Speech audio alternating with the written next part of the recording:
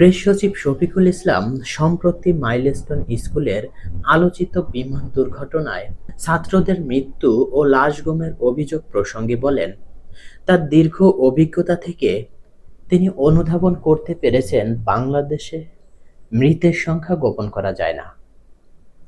এই বক্তব্য আপাতদৃষ্টিতে শান্তিকর ও স্বস্তিদায়ক শোনালেও এর মধ্যেই লুকিয়ে আছে বহু বছরের বিতর্কের অবসান। কারণ যারা একাধিক ঘটনার প্রেক্ষিতে রাষ্ট্র বা বিগত শাসক দলের বিরুদ্ধে লাশ গুম বা মৃতের সংখ্যা গোপন করার অভিযোগ এনেছে, তাদের জন্য এটি একটি গুরুত্বপূর্ণ মোড়।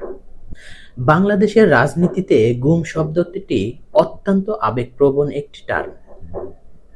বিশেষ করে ২০১৩ সালের ৫ই মে হেফাজতের শাপলা চত্বরের ঘটনা, ২০১৮ সালের কোটা আন্দোলন অথবা ২০২৪ সালের জুলাইয়ের সাম্প্রতিক গণ আন্দোলনের মতো ঘটনাগুলোতে তৎকালীন আওয়ামী সরকার বিরোধীরা বারবার একটি দাবি তুলেছে: সরকার গোপনে হত্যা করেছে, লাশ গুম করেছে। তবে প্রশ্ন হলো, কোনো ঘটনার পর যদি পরিবার, আত্মীয়-স্বজন, প্রতিবেশী কেউ নিখোঁজের ব্যাপারে মুখ না খোলে কিংবা মামলা না করে, তাহলে তা কিভাবে প্রমাণ হবে? প্রেস সচিবের কথায় সেখানেই গুরুত্ব পাওয়া যায়।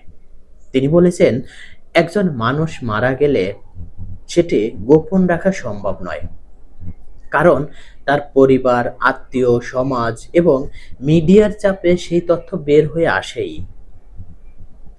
এতদিন ধরে একটি নির্দিষ্ট শ্রেণীর রাজনৈতিক গোষ্ঠী, এনজিও, মিডিয়ার একটি অংশ বলে এসেছে যে আওয়ামী লীগ সরকার বিরোধীদের মেরে ফেলছে, লাশ গুম করেছে, লাশ গোপন করেছে।